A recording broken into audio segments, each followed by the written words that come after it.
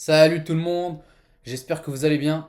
On se retrouve aujourd'hui pour une nouvelle vidéo suite les gars des vidéos un petit peu bilan des saisons des grands clubs européens qu'on a fait. Donc ouais, on a fait le Real, le Barça. On va enchaîner maintenant avec le géant munichois, le Bayern Munich les gars. Encore une fois les gars, le timing est assez bien choisi selon moi parce que ouais, le Bayern vient de se faire éliminer de la demi-finale de la Ligue des Champions par le PSG et a déjà remporté la Bundesliga depuis un petit moment déjà. Donc ouais, je pense que c'est un petit peu le moment opportun de faire cette vidéo-là, classer un petit peu tout l'effectif munichois. Pour ce qui est des catégories, c'est assez similaire. Si vous avez regardé la vidéo sur le Barça, les gars, on a toujours la catégorie des patrons, les intouchables de cette équipe. Ceux qui ont fait une grosse saison, donc très prometteurs pour l'avenir. Les joueurs utiles dans la rotation, notamment pour les petits matchs de Bundes où il faut faire tourner. Ceux qui sont solides mais qui doivent quand même, voilà, montrer davantage, step up. Ceux pourraient être à vendre en cas de grosse offre. Il y en a quelques-uns dans la liste. Ceux qui sont soit blessés, soit trop jeunes pour être jugés, il y en a pas mal également. Et enfin, la dernière catégorie, ça dégage. Les mecs qui, ouais, va falloir s'en séparer à la fin de saison. Donc on y va les gars. On y va tout de suite avec le premier joueur. C'est ce bon vieux Aleksandar Pavlovic. Donc Pavlovic les gars, grosse saison. Grosse saison. Moi, j'ai apprécié vraiment la saison du milieu allemand, qui a vraiment vu sa cote augmenter cette saison. Il a été auteur de très belles performances. Moi, j'ai notamment aimé ses performances, que ce soit contre le Real, à l'aller ou au retour. Même contre Paris, franchement, il a été solide. Donc, en fait, c'est ouais, c'est un joueur un peu new gen. Tu vois, ce type de milieu de terrain, hyper intelligent, euh, qui est capable de mettre énormément d'intensité. Donc, ouais, franchement, c'est un joueur qui me plaît. Et je pense que le Bayern va éventuellement continuer avec lui dans le 11. Franchement, et très très prometteur. Et même pour la Coupe du Monde, hein, on sait que l'Allemagne, voilà, il cherche un petit peu cette nouvelle génération. Ça va notamment passer par un Pavlovic au top de sa forme. On enchaîne les gars avec Alphonso Davies. Alphonso Davies, le Canadien, représente, bien sûr. Quel joueur, franchement, quand il est à son top, quand il est au top de sa forme, Alphonso Davies, bah, c'est un des meilleurs à son poste, tout simplement. Mais malheureusement, les gars, aujourd'hui, cette saison a été difficile quand même. Beaucoup de blessures. Très peu de minutes jouées, je pense, aux alentours des quoi, 500 minutes, 700 minutes, je pense. C'est beaucoup trop faible pour le juger. Donc ouais, je vais le mettre dans les blessures. Mais on sait de quoi il est capable. En plus, là, j'ai vu il a rechuté, hein, blessure musculaire. Ça se peut même que sa participation à la Coupe du Monde soit compromise. J'espère que non quand même. Pour le Canada, ça peut être un coup très très dur pour un des pays hôtes de cette Coupe du Monde. On espère qu'il va se remettre à temps, le bon vieux Alphonso Davis. Ensuite, les gars, on a... Ah ouais, lui, j'ai du mal à le... Ah oui, les gars, lui, il me dit un truc, hein. Je pense que c'est un jeune, il a dû être prêté parce qu'il est pas dans l'effectif de cette année, à mon avis. Ouais, il a un blaze un peu chelou, mais bon, je pense qu'il a été prêté, donc on va juste le mettre dans trop jeune. Ça risque d'être la même chose. Je sais même pas il est prêté où, honnêtement, les gars, mais si quelqu'un le connaisse ou ouais, sont renseignés sur sa saison en prêt, ouais, ce serait intéressant, les gars, de nous en informer en commentaire. On poursuit, les gars, avec ce bon vieux Dayo Upamecano. Bah, les gars, c'est très simple. Intouchable. Intouchable, c'est un des patrons de la saison. Bah, un des meilleurs défenseurs centrales au monde, tout simplement. Pour moi, il est top 3 avec Pacho et Gabriel, potentiellement Saliba, si vous voulez. Mais ouais, il est exceptionnel. Il est exceptionnel, on l'a vu. Même, tu vois, dans ces matchs face au PSG où ils ont pris beaucoup de buts, moi, je l'ai trouvé très très bon, franchement, que ce soit à l'aller ou au retour. Enfin, il a fait son boulot, il a vraiment fait son taf. Même s'ils prennent beaucoup de buts, bah lui, il était très solide. Des belles interventions toujours. Ouais, c'est un vrai défenseur ultra agressif en mode chien de la casse qui défend en avançant, quoi. Et non, c'est un profil assez rare. Même balle au pied, je trouve qu'il a d'énormes qualités. Ouais, en fait, c'est exactement le type de défenseur qu'il faudrait un petit peu au Barça. Ce mec un peu monstre physique qui peut vraiment te couvrir énormément de mètres. Et c'est pour ça que le Bayern n'a pas trop de soucis défensifs malgré un jeu ultra agressif. Bah voilà, ils arrivent quand même avoir moins de soucis défensifs que le Barça, par exemple, cette saison. C'est notamment dû à la présence de Upamecano en défense, qui est tout simplement un monstre. Ensuite, les gars, Harry Kane. Harry Kane, exceptionnel. Quasi rien à dire d'autre sur lui. Le mec, il est monstrueux. On avait beaucoup d'a priori sur son niveau, notamment sa présence dans les grands matchs. Je trouve que cette année, bah, il n'a pas grand-chose à se reprocher, même si le Bayern se fait sortir en demi cette année. Il a marqué à toutes les rencontres, que ce soit à l'aller ou au retour face au Real. Même à l'aller ou au retour face au PSG, il a marqué. Donc, on peut rien lui reprocher à Harry Kane cette saison. Je pense qu'il est à 60 buts, toutes compétitions confondues. C'est énorme. Et c'est tellement dommage. Moi, j'espère vraiment qu'il fera une belle Coupe du Monde parce que si jamais l'Angleterre va au bout de cette Coupe du Monde, ça peut être un candidat très intéressant au Ballon d'Or. Et moi, je le souhaite, franchement, je lui souhaite parce que quel joueur Harry Kane, franchement. Bien sûr, patron de la saison, lui. Lui aussi. On enchaîne, les gars, avec Hiroki Ito, défenseur japonais. Bon, il n'a pas eu l'occasion de trop montrer ses qualités, notamment sur des scènes plus importantes, mais je pense qu'il a joué quelques minutes, il a dépanné en Bundes, notamment quand il y avait quelques blessures ou quoi. Donc ça reste un joueur assez intéressant, notamment pour la rotation, je pense. On va le conserver, bien sûr. On poursuit, les gars, avec ce bon vieux Jamal Moussiala. Bon, premier que je vais mettre ici, les gars. Solide, mais doit step up. Pour moi, Jamal Moussiala, bah en fait, peut-être que je vais être dur avec lui, mais il a eu une énorme blessure, on s'en rappelle, en Coupe du Monde des clubs face au PSG. Je pense que c'était fracture totale ou cassure de la cheville. Enfin, une blessure assez horrible, franchement. Donc c'est sûr que c'est difficile de revenir après une telle blessure. Mais ouais, aujourd'hui, c'est sûr que cette saison, voilà, c'est une saison très compliquée pour l'Allemand Moussiala, qui ouais, a eu du mal. Il a passé beaucoup de temps sur le banc aussi. Il a eu du mal à reprendre sa forme. J'espère que la Coupe du Monde va lui permettre d'être dans un autre environnement qui va lui permettre de briller peut-être un peu plus. Et revenir la saison prochaine et vraiment récupérer sa place de taulier indiscutable dans ce 11 parce que bah déjà au début de saison il y avait Serge Gnabry qui a joué énormément et notamment un autre joueur très très jeune, on va en parler juste après, lui aussi qui s'est révélé à son poste. Donc ouais, Moussiala, attention, va falloir revenir au top de sa forme la saison prochaine parce que sinon il y a des joueurs qui toquent à sa porte. On continue, les gars, avec au goal. Ça, c'est Urbig, hein. Urbig, les gars. Ouais, Urbig, Jonas Urbig. Qui, ouais, je pense, va prendre la suite, hein. De ce que j'ai pu entendre, les dirigeants bavarois estiment que, ouais, il aurait l'étoffe pour être le numéro un, prendre la relève de Manuel Neuer. Donc, ouais, moi je trouve que c'est un bon gardien. Mais encore une fois, j'attends un petit peu plus. Peut-être que les gars, je suis encore un peu dur avec lui, mais voilà, j'aimerais en voir davantage de sa part, même si je conçois totalement que le mec n'a pas eu vraiment sa chance. C'est sûr que Manuel Neuer a joué la majorité des matchs cette saison. Voilà, moi j'espère juste que il va step up. En tout cas, le point positif, c'est que les dirigeants munichois croient en lui et veulent lui laisser sa chance en tant que numéro un la saison prochaine. Donc à lui de montrer qu'il est capable voilà, de répondre présent. Jonathan Tah, les gars. Jonathan Tah, Euh, très bon joueur, franchement. Je trouve qu'il fait une assez belle saison. Mais peut-être que je suis dur, les gars. Mais moi, je trouve que j'en attendais un petit peu plus. Vous voyez, quand je vous dis, ouais, dans ce match où il y avait 5 buts, etc. Ou, ouais, juste les matchs face au PSG en général, aller-retour, je trouve que c'était un petit peu le petit maillon faible du Bayern, je trouve. Je pense qu'il est capable de plus. C'est un excellent joueur. C'est un joueur avec beaucoup d'expérience. C'est un joueur très lourd aussi, qui pourrait peut-être davantage compenser avec une intelligence, une science du placement défensif légèrement meilleure. Mais regardez, dans l'ensemble, bien sûr, je le conserve en tant que titulaire, j'ai aucun problème à repartir avec lui, c'est un vrai bon joueur. Mais j'en attends un peu plus. Surtout que cette équipe du Bayern, voilà, moi j'y croyais énormément. Et c'est quand même dommage, tu sors en demi-finale. Voilà, t'as pas à rougir de ta performance. Tu sors face au PSG, qui est la meilleure équipe depuis 2 ans maintenant. Donc ouais, on peut rien dire.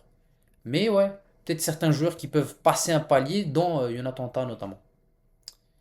On enchaîne, les gars, avec Ouais, ça c'est Joshua Kimmich qui est un petit peu coupé ici, mais c'est Kimmich.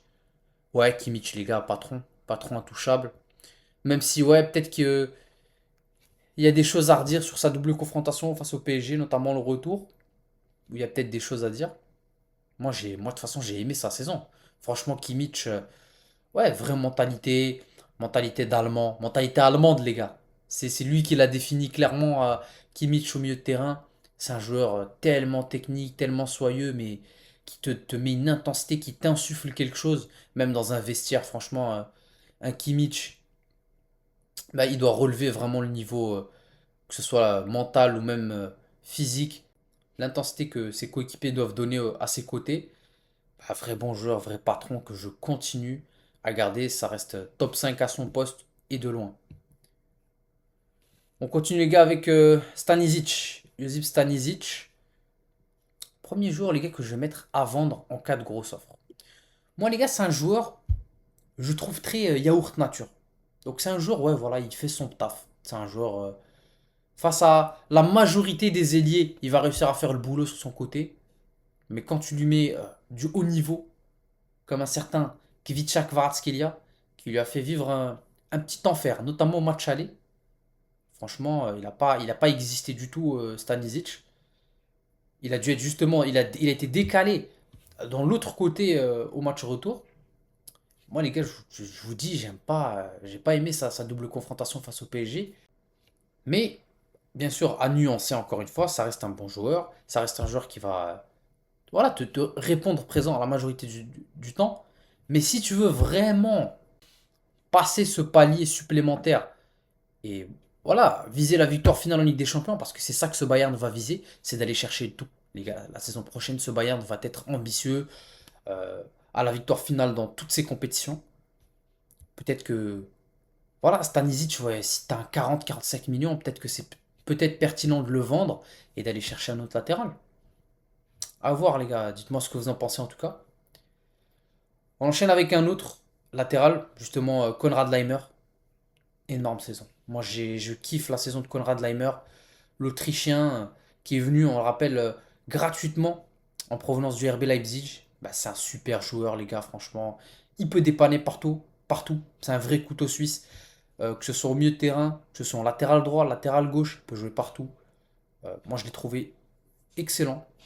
Que ce soit face au Real en quart de finale, que ce soit face au PSG en demi, notamment au match retour où je l'ai trouvé assez intéressant. Donc voilà, vrai bon joueur, grosse saison, et on continue avec lui. Pour moi, c'est un titulaire indiscutable, honnêtement, que ce soit latéral droit ou latéral gauche. On continue, les gars, avec Lennart Karl. C'est celui pour moi qui tapait à la porte du poste de titulaire de Jamal Moussiala. Ouais, c'est vrai qu'il s'est blessé en deuxième partie de saison, qu'on l'a moins vu dans les matchs qui comptaient. Mais les gars, moi, il m'a impressionné, Lennart Karl. Quel joueur, quelle saison de sa part. Énorme, énorme le Lennart Karl. J'aurais pu dire qu'il est trop jeune. Ben non, les gars, ben non. Parce que malgré son âge, il a su euh, être auteur de très très belles performances et s'imposer pour moi en tant que titulaire. Il y avait un moment donné où, avec Gnabry, voilà, ça se tirait un petit peu la bourre dans ce poste de numéro 10. C'est un excellent joueur. Et la saison prochaine, si Jamal Moussiala montre pas davantage et qu'il step up pas, bah voilà, il y aura ce petit monsieur-là, Lennart Karl, ce petit gaucher, qui va prendre sa place de titulaire. Et moi, je suis totalement excité à l'idée de le voir évoluer lors de la Coupe du Monde parce que pour moi, il doit être sélectionné dans cette liste de Julian Nagelsmann. Il doit être présent. Et ouais, j'attends avec impatience Lennart Carr. On continue les gars avec ouais, Klanach, troisième gardien ça du Bayern, quatrième même. Très jeune les gars, très très jeune. Il n'a pas du tout eu l'occasion de prouver qu'on va le mettre très jeune, apprêté. Voilà, à prendre encore une fois du temps de jeu, du calme et à pouvoir s'améliorer. Il est encore très très jeune de toute façon.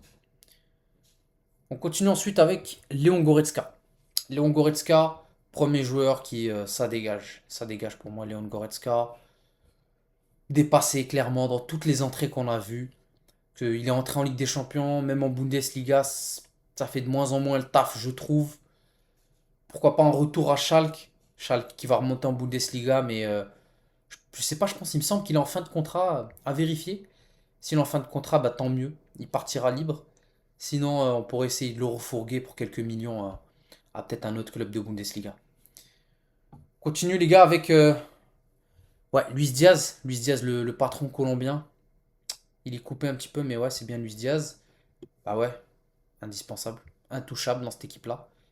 Il a été recruté pour un montant très très cher. Beaucoup en doutaient, dont moi. Moi, j'ai douté. Je me suis dit que c'est un montant un petit peu trop cher pour peut-être ce qu'il va t'apporter. Absolument pas. Il a justifié chacun des 75 millions qui a été investi par le Bayern. Et quel joueur fantastique. Pour moi, top 3 à son poste. Un des meilleurs ailiers gauche au monde actuellement. Il l'a montré. Il s'est tiré la bourre avec Kvaratskhelia. Les deux, bah, ils nous ont montré que clairement, on peut révolutionner ce poste d'ailier gauche. Être non seulement des monstres techniquement, mais des bêtes physiques. Et pour moi, Luis Diaz, il incarne tellement ce type de joueur-là. Parce que oui, techniquement, il nous l'a montré notamment avec le cinquième but, où il fait danser Marquinhos, un contrôle digne de Zinedine Zidane. Enfin, techniquement, une qualité irréprochable sur ce but. Mais en même temps, une vraie bête physique. Il court partout. Il fout le bordel, le chaos dans une défense. On l'avait vu aussi lors du début du match aller, hein. Il était fantastique. Il foutait le bordel dans cette équipe du PSG. C'était tellement difficile de défendre. Ah ouais, franchement, grosse satisfaction, Luis Diaz. On continue, les gars, avec Manuel Neuer. Manuel Neuer, la légende, le meilleur gardien de l'histoire, probablement. Je suis un peu mitigé sur Manuel Neuer parce que bah, en Bundes, il a fait le taf quasiment tout le long de la saison. En Ligue des Champions, là où ça compte vraiment, bah, il a été en demi-teinte. Parce que quand on regarde le match aller au Bernabeu, il est fantastique. Il est homme du match. Il te sort 8 ou 9 arrêts. Incroyable match. Match retour, zéro. Zéro pointé total. Il foire son match avec ses relances, cette relance dégueulasse pour Arda Güler, le coup franc où il est fautif. Enfin, bref, match retour catastrophique. Le Bayern arrive quand même à s'en sortir et se qualifier. Face au PSG, match aller, il est fantomatique. Il prend 5 buts, il en arrête aucun. Enfin, très très mauvais. Et bien sûr, le match retour, où il est assez bon. Donc voilà, c'est vraiment Manuel Neuer, je trouve, en demi-teinte. Mais voilà, je pense que il est en fin de contrat. Et ça va être le moment de se quitter. Faites-lui voilà, la meilleure cérémonie. C'est peut-être la plus grande légende du Bayern. Avec les Beckenbauer, si vous voulez, etc. Des mecs de l'ancienne. Mais peut-être du 21e siècle. Même devant des Robben, des Ribéry, des Lewandowski peut-être. Bah, Manuel Neuer, il est là, quoi. Il est exceptionnel. Quel joueur. Il mérite une fin digne du standing de sa carrière. On continue, les gars, avec ouais, Michael Olise. Il est encore une fois, il est un petit peu coupé ici, les gars, mais c'est bien Michael Olise. Je peux le mettre autre part que patron. Patron indiscutable, intouchable, encore une fois, Michael Olise. Bah, le meilleur à son poste, peut-être avec Yamal aujourd'hui. Les deux meilleurs ailiers droits au monde. Qu'est-ce qu'il est fort. Qu'est-ce qu'il est fort. Encore une fois, on l'a vu là, son but face à Wolfsburg, fantastique. C'est devenu Michael Robben. C'est la relève de Arjen Robben, les gars. Il est trop fort, tellement imprévisible. Tu sais, il joue avec cette nonchalance. Mais qu'est-ce qu'il est fort. Il court quand même. Et il a ce coup de rein un petit peu caché. Tu sais, des fois, on se dit, ouais, vas-y, il va le rattraper. Mais il te met un coup de rein. Et moi, ça m'a frappé complètement. Notamment lors de son duel face à Nuno Mendes, notamment à l'aller, où franchement, il y a plusieurs séquences. Mais il lui fait vivre un calvaire, quoi. T'as l'impression, Nuno Mendes, il sait pas. Est-ce qu'il va pousser sur la ligne? Est-ce qu'il va rentrer? Il va couper à l'intérieur? Il sait pas, il sait pas. Et il te déséquilibre comme ça. Et c'est ça qui est tellement fort avec Michael Olise, c'est cette capacité de masquer ses intentions. Il est trop, trop fort. On ne sait pas ce qu'il va faire. Il arrive toujours à assassiner son vis-à-vis, que ce soit en débordant ou en repiquant sur son pied gauche. Il est tellement fort. Franchement, encore une fois, patron totalement. Continue les gars avec Kim Min-jae. Kim Min-jae en défense centrale. Un petit peu coupé ici aussi. Ouais, on l'a assez peu vu, honnêtement. On l'a assez peu vu, le coréen. Moi, je, moi, je suis pas pleinement convaincu par ce mec. Surtout que c'est en troisième centrale, hein, derrière Ta et Upamecano. Est-ce que c'est ultra solide? Je sais pas. Franchement. T'as Ito aussi, ouais, on a dit qu'il a joué beaucoup de matchs en Bundes notamment. Kim, est-ce que c'est pertinent de le garder parce que je pense que son salaire est assez important aussi. Est-ce que ça serait pertinent de le garder dans la rotation? Franchement, je dirais que ouais, quand même. Peut-être penser à chercher quelqu'un, éventuellement au poste de central. Mais ouais, pour l'instant, je pense qu'on peut le conserver dans la rotation. Il peut faire son taf. Lorsqu'on fait souffler un Upamecano, un tas. Bon, on enchaîne les gars avec Nicolas Jackson. C'est pas un joueur que j'affectionne particulièrement. Je pense que les fans de Chelsea vont être d'accord avec moi. C'est un joueur que je trouve extrêmement overpriced. Beaucoup, beaucoup, beaucoup trop cher pour ce qu'il vaut. Et le Bayern l'ont compris directement parce que, ouais, c'est pas un mauvais joueur. Il a donné quoi 10 ou 11 buts, je pense, lors de son prêt. Sur le banc, doublure de Kane. Il a été assez pertinent dans certains matchs de Bundesliga. Mais les gars, moi jamais je le conserve. Est-ce que vous avez vu le prix que demande Chelsea? L'option d'achat absolument malade, mentale qu'ils ont inclus, genre 65 millions, un truc comme ça. Mais jamais de la vie, jamais de la vie. Moi, je suis le Bayern, mais, je, mais je rechip le frérot tranquillement à Londres, retourne à Stamford Bridge, frérot. Parce que non, c'est beaucoup trop cher. C'est un bon joueur, hein. Comme j'ai dit, il a rendu des services assez intéressants en tant que doublure. Mais jamais de la vie, je paye ce prix-là pour Jackson. On continue donc avec Rafael Guerreiro. Un petit peu coupé là, mais ouais, Guerreiro, je pense que ça dégage. Avec tout le respect, on l'a pas trop vu cette saison. C'est un joueur qui se fait un petit peu vieux, dépassé, je pense. Ouais, peut-être c'est le moment de tourner la page, aller trouver un nouveau club. Pourquoi pas une nouvelle aventure en Bundesliga ou quoi, mais je pense que pour le Bayern, c'est un petit peu dépassé. Surtout qu'on a, ouais, on a des mecs qui sont un peu plus révélés. Au poste de latéral, on a beaucoup d'options possibles. Donc ouais, Guerrero, c'est ciao. Sacha Boey qui est en prêt, donc il n'a pas joué cette saison, qui est en prêt à Galatasaray. De ce que j'ai pu voir, il n'a pas pleinement convaincu là-bas. Je pense que l'option d'achat ne sera pas levée. Donc ouais, je vais le mettre dans trop jeune, mais bah, il est jeune, hein, c'est vrai. Mais c'est surtout dans l'optique qu'il a été prêté, donc on ne peut pas vraiment le juger dans cet effectif actuel. Et ouais, peut-être à reprêter encore une fois, voir s'il peut se relancer dans un autre projet, ouais. On va continuer maintenant avec Serge Gnabry. Serge Gnabry, les gars, bah franchement, je vais le mettre dans grosse saison. Moi, j'ai bien aimé la saison de Gnabry. C'est tellement dommage qu'il se soit blessé lors de cette fin de saison. Ouais, ça lui coupe en plus ses rêves de Coupe du Monde. C'est tellement dommage pour lui. Mais il faisait une top saison, je trouve. Franchement, il s'était bien relancé. On se rappelle, on avait le Serge Gnabry de 2020 qui était, bah, il était monstrueux, hein. On le rappelle, Serge Gnabry 2020 avec le quadruplé face à Tottenham, tout ça. Enfin, non, il était sur une dynamique incroyable. Il avait un petit peu baissé. Il y avait une baisse de régime assez drastique au cours des dernières années. Mais là, je trouve qu'il s'était bien relancé, notamment dans ouais, ce poste de numéro 10 où Compagnie avait su un petit peu lui donner un second souffle. Et ouais, moi je le mets dans grosse saison et la saison prochaine, franchement, on va l'attendre. Il sera là, je pense, avec Lennart Karl, avec Moussiala. C'est pour ça que je vous dis, les gars, ce poste de numéro 10 au Bayern, il va être très disputé. Il va être très disputé. Et ouais, parce qu'on a trois bons joueurs en fait à ce poste-là. Et malheureusement, deux de ces joueurs-là n'étaient pas là face au PSG. Peut-être que ça aurait fait une différence, hein. Peut-être si un Gnabry ou un Lennart Karl était présent dans ces matchs face au PSG, peut-être qu'on aurait eu une issue différente. On continue les gars avec Sven Ulreich. Ouais, Sven Ulreich les gars, je pense que je le garde en tant que troisième gardien. Bon joueur de rotation, troisième gardien. On va dire que Urbik devient ton numéro un. Je garderai peut-être Klanac, en tant que second ou troisième. Enfin, avec Ulreich, ça se taperait un petit peu dans cette zone de deuxième, troisième gardien. Mais bon, ouais, c'est un ancien, je pense il doit être super vieux là. Je sais même plus il a quel âge. Ça fait longtemps qu'il est au Bayern, Ulreich.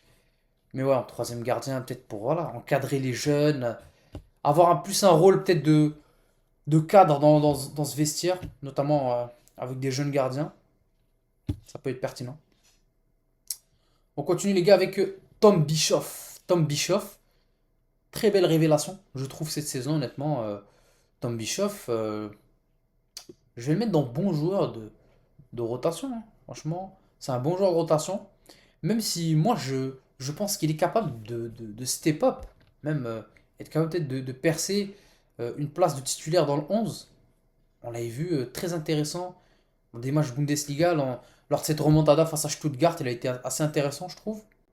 Donc Tom Bischoff a conservé, bien sûr. Et même, il peut voir plus haut. Il peut voir plus haut, même plus qu'un poste de rotation, à mon avis. On va finir avec le dernier joueur, là, c'est Wisdom Mike, il me semble. Wisdom Mike, qu'on avait vu en pré-saison. Ouais, il a des petites bribes intéressantes. Mais il est ultra jeune et je pense qu'il est parti en prêt. Je sais pas s'il est en prêt, les gars. Non, même pas. Je pense qu'il est pas en prêt. Il joue juste avec les jeunes. Il n'a pas été trop utilisé par compagnie dans l'équipe première. Mais très très jeune, encore une fois. Je pense qu'il a genre 17 ans, les gars. C'est un 2008. Ultra jeune. Donc on va vraiment pas se prononcer sur lui. On va lui laisser le temps de se développer. Mais je pense qu'il ouais, il doit avoir un petit quelque chose sous le pied, Wisdom Mike. Et on termine, les gars, avec ce bon vieux Vincent Compagnie. Donc Vincent Compagnie, entraîneur. Patron, intouchable, on peut absolument rien dire. Je n'ai rien à dire sur Vincent Compagnie. J'ai aucune critique à émettre sur le mec. Il est quasiment exemplaire, il est irréprochable dans ses choix, dans sa communication, communication parfaite, tellement sage. Il sait faire jouer ses joueurs, il sait faire imposer le respect dans son vestiaire. Les mecs jouent pour lui. Il a ramené une idée, une idéologie, clairement. Une vraie vague de vent frais, Vincent Compagnie. Ouais, moi ça me fait plaisir de voir un joueur, en fait, un ancien joueur qui est un très très bon joueur d'ailleurs, Vincent Compagnie, qui réussit aussi bien dans le monde du coaching. On sait que c'est pas facile souvent la transition de joueur à coach. Donc ouais, bravo à Vincent Compagnie, qui continue comme ça. Franchement, il est indiscutable. Il est en train de construire quelque chose d'énorme avec ce Bayern. Et la saison prochaine, cette équipe sera clairement parmi les favoris dans toutes les compétitions auxquelles ils vont prendre part. Donc ouais les gars, voilà la tier list un petit peu finale. Dites-moi ce que vous pensez des choix que j'ai faits. Est-ce qu'il y a des joueurs avec lesquels j'étais peut-être trop sévère, des joueurs que j'ai pas assez considérés? Bref, dites-moi tout ce que vous en pensez en commentaire, les gars. Likez, partagez, abonnez-vous. Et nous, on se retrouve pour de prochaines vidéos, toujours, les gars. Ciao.